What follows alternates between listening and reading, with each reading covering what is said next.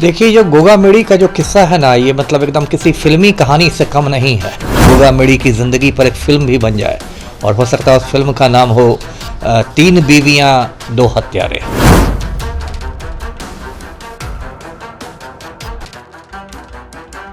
गोगा मेडी को गोलियों से भून दिया। जो नवीन शेखावत उन दोनों को लेकर गया था वो भी मारा गया और गोगा मेडी का एक सुरक्षाकर्मी गंभीर रूप से घायल हो गया। जो अभी तो एक पहले से लॉरेंस बिश्नोई गिरोह था, दूसरा गिरोह गोगा मेडी का आ गया। तो कहते हैं ना कि एक म्यान में 2 तलवार नहीं रह सकती है। तो वही मामला हुआ कि भाई एक प्रदेश में 2 बड़े बड़े गिरोह कैसे रहेंगे। गोगा मेडी की 3 बीवियां हैं। श्री राष्ट्रीय राजपूत करनी सेना के अध्यक्ष रहे सुखदेव सिंह गोगा मेडी की हत्याकांड को लेकर पूरे देश की सियासत तेज है। ऐसे में पूरे देश के राजपूतों में आक्रोश है। आखिर में ये गोगा मेडी था क्या, था कौन और ऐसे में क्या कुछ दुश्मनी थी, तमाम सवालों को लेकर कहीं ना कहीं हम पहुंच गए हैं बिहार के पूर्व आईपीएस अमिताभ कुमार दास के पास। जुड़ेंगे, बात करें अमिताभ दास जी। जिस तरीके से करनी सेना, जो कि श्री राष्ट्रीय राजपूत करनी सेना चलाते थे, उनके अध्यक्ष जो थे सुखदेव सिंह गोगा मेडी, उनके हत्याकांड को लेकर पूरे देश की सियासत है। ऐसे में लगातार सवाल उठ रहा है, आखिरकार कौन दुश्मन था, ऐसे में कितने दुश्मन थे और वो क्या थे जिस वजह से उनकी हत्या कर दी गई। देखिए, जो गोगा मेडी का जो किस्सा है ना, ये मतलब एकदम किसी फिल्मी कहानी से कम नहीं है और मुझे तो लगता है कि जल्दी ही निकट भविष्य में हो सकता है इस पर एक गोगा मेडी की ज़िंदगी पर एक फिल्म भी बन जाए और हो सकता है उस फिल्म का नाम हो 3 बीवियां 2 हत्यारे, है ना, ऐसा हो सकता है। तो गोगा मेडी के बारे में मैं दर्शकों को बताऊं, ये जो सुखदेव सिंह गोगा मेडी था, ये श्री राष्ट्रीय राजपूत करनी सेना का अध्यक्ष हुआ करता था। इसका असली नाम था सुखदेव सिंह शेखावत और गोगा मेडी इसके गांव का नाम है, तो इसने अपने नाम में अपने गांव का नाम लगा लिया था। और पहले ये करनी सेना में हुआ करता था, बाद में करनी सेना से इसको निष्कासित कर दिया गया, निकाल दिया गया। तो इसने अपना संगठन बना लिया, श्री राष्ट्रीय राजपूत करनी सेना। हाँ, और अभी 5 दिसंबर की बात है, ये जयपुर में रहता था, जो राजस्थान की राजधानी है जयपुर, जिसको गुलाबी नगरी कहते हैं। जयपुर में एक पॉश कॉलोनी है श्याम नगर। श्याम नगर में ये अपने घर पर बैठा हुआ था। इससे 2-3 लोग मिलने आए। उन्होंने कहा कि शादी का कार्ड देना है और एक नवीन शेखावत नाम के आदमी के साथ 2 लोग मिलने आए थे। कुछ देर बैठे भी उन्होंने गोगा मेडी के साथ चाय भी पी और फिर अचानक गोलियां चलाई और गोगा मेडी को गोलियों से भून दिया। जो नवीन शेखावत उन दोनों को लेकर गया था वो भी मारा गया और गोगा मेडी का एक सुरक्षाकर्मी गंभीर रूप से घायल हो गया, जो अभी आईसीयू में है, बहुत गंभीर स्थिति में है। अब देखिए, ये पूरा मामला जो था वो सीसीटीवी में कैद हो गया, सीसीटीवी फुटेज में आ गया। उसी फुटेज के आधार पर मतलब उन हत्यारों की पहचान हुई और पहचान ये हुई कि एक हत्यारे का नाम नितिन फौजी है। फौजी उसको इसलिए कहते हैं क्योंकि वो इंडियन आर्मी में फौज में काम करता, अभी छुट्टी लेकर आया था। और दूसरे हत्यारे का नाम है रोहित राठौड़। नितिन फौजी जो है वो हरियाणा का रहने वाला है, रोहित राठौड़ राजस्थान का ही है। अभी लेटेस्ट खबर में उसकी बताता हूं दर्शकों को कि दिल्ली पुलिस ने इन दोनों हत्यारों को गिरफ्तार कर लिया गया है। ये भागकर चंडीगढ़ में एक होटल में छिपे हुए थे, होटल कमल पैलेस, उसके कमरा नंबर 105 में छिपे हुए थे। वहीं दिल्ली पुलिस ने इनको घेर लिया है। अब इनको घेर कर पकड़ लिया। अब इनको राजस्थान में लाकर इनसे पूछताछ की जा रही है।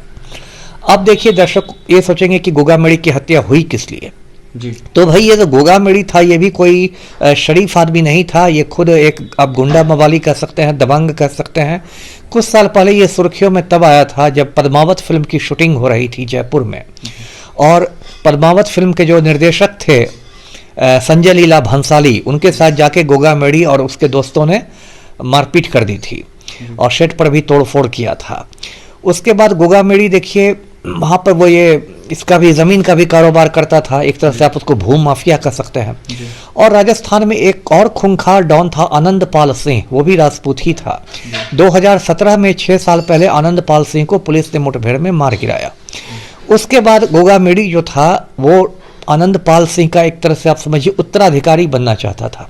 आनंद पाल सिंह की हत्या के बाद जो एक खाली स्थान पैदा हो गया था अंडरवर्ल्ड में, ये गोगा मेडी उस स्थान को भरना चाहता था। अब देखिए, इसमें क्या हुआ कि राजस्थान में पहले से गिरोह सक्रिय है लॉरेंस बिश्नोई का।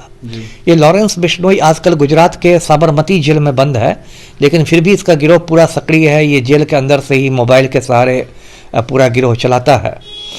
तो एक पहले सा है, तो एक पहले से लॉरेंस बिश्नोई गिरोह था, दूसरा गिरोह गोगा मेडी का आ गया। तो कहते हैं ना कि एक म्यान में दो तलवार नहीं रह सकती है, तो वही मामला हुआ कि भाई एक प्रदेश में दो बड़े बड़े गिरोह कैसे रहेंगे। तो लॉरेंस बिश्नोई ने साबरमती जेल से हुक्म दिया रोहित गोदारा को। रोहित गोदारा आजकल भारत छोड़ के भागा हुआ है, इटली में छिपा हुआ है। रोहित गोदारा को हुक्म दिया गया कि गोगा मेडी को साफ करना है। रोहित गोदारा ने हुक्म दिया संपत नेहरा को। संपत नेहरा अभी पंजाब के भटिंडा जेल में बंद है। संपत नेहरा के बारे में दर्शकों को बताऊं कि ये सलमान खान की हत्या करने बंबई पहुंच गया था, इसको पुलिस ने पकड़ लिया था।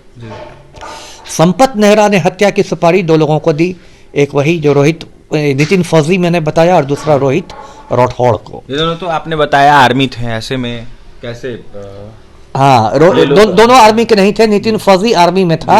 नितिन फौजी को ये लालच दिया गया, जो पूछताछ में बात सामने आई है, कि तुम हत्या कर दो, उसके बाद फर्जी पासपोर्ट पर तुम्हें हम देश से भगा देंगे, और तुमको कनाडा में मकान उकान सब मिल जाएगा, तुम कनाडा में आराम से रहना।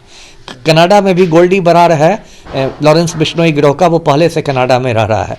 तो ये जो नितिन फौजी था वो कनाडा जाने के चक्कर में आर्मी का जवान था, उसने ये अपराध को अंजाम दे दिया। लोभ के चलते, कहते ना लालच बुरी बला है, लेकिन लालच में चला गया, अब तो उम्र कैद काटेगा। तो ये सारा मामला हुआ। उसके बाद गोगा मेडी की हत्या कर दी गई। अब तो एक नई बात ये भी आ रही है कि आनंदपाल सिंह की बेटी जो है वो दुबई में रहती है, चरणजीत सिंह, उसका भी लोग कह रहे हैं कि शायद वो भी हत्या में उसके षड्यंत्र में शामिल हो। तो ये तो गोगा मेडी का मैंने बता दिया किन लोगों ने हत्या की और क्यों हत्या हुई। अब देखिए गोगा मेडी का पारिवारिक भी, मैंने कहा ना कि पूरी फिल्मी कहानी है। गोगा मेडी की 3 बीवियां हैं, शकुंतला बेनीवाल, सपना सोनी और शीला शेखावत। तो इसमें शीला शेखावत जो है वो राजपूत है, और सपना सोनी और शकुंतला बेनीवाल जो है वो गैर राजपूत जाति की हैं।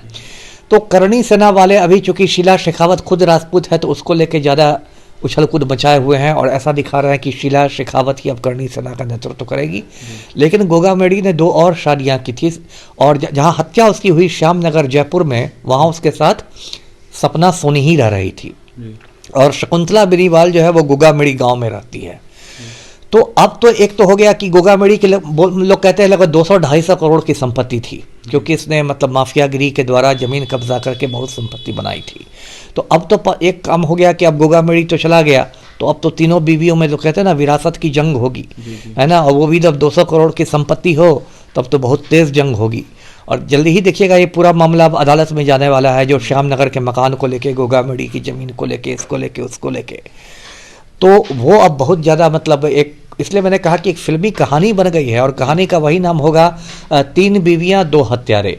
तो वही किस्सा गोगा मेडी है, और इसको देखते रहना, इसमें और भी बहुत सारे सनसनीखेज खुलासे धीरे धीरे होंगे। जी देखिए, गोगा मेडी हत्याकांड को लेकर विश्लेषण कर रहे थे बिहार के पूर्व आईपीएस अमिताभ कुमार दास। ऐसे में जिस तरीके से सुखदेव सिंह गोगा मेडी की हत्या हुई उसको लेकर सब कुछ स्पष्ट कर रहे थे, कैसे हत्या हुई, क्या कुछ आरोप थे और किस चीज को लेकर जंग था, यह भी स्पष्ट कर रहे थे। ऐसे में अमिताभ दास ने यह साफ बताया है कि लॉरेंस बिश्नोई गैंग ने हत्या की है, और कहीं ना कहीं लालच दिया गया था कि कनाडा में तुम्हें घर दिलवाएंगे, घर के साथ फर्जी पासपोर्ट बनाएंगे और तुमको कनाडा भेज देंगे, लाइफ तुम्हारा सेटल हो जाएगा। ऐसे में एक फौजी था और एक कहीं ना कहीं अपराधी था। ऐसे में दोनों की गिरफ्तारी हो गई है, पूछताछ चल रही है, और पूछताछ में यह पता चला है कि गोगा मेडी की हत्या करने को लेकर लॉरेंस बिश्नोई के गैंग ने कहीं ना कहीं सुपारी दी थी, और यह साफ कहा था कि तुम्हारी लाइफ सेटल हो जाएगी, तुम हत्या कर दो। ऐसे में दोनों ने हत्या कर दिया, और जिस तरीके से बातें सामने निकल के आई, इससे यह साफ स्पष्ट होता है कि जिस तरीके से सुखदेव सिंह गोगा मेडी की हत्या हुई, उनकी 3 बीवियां हैं,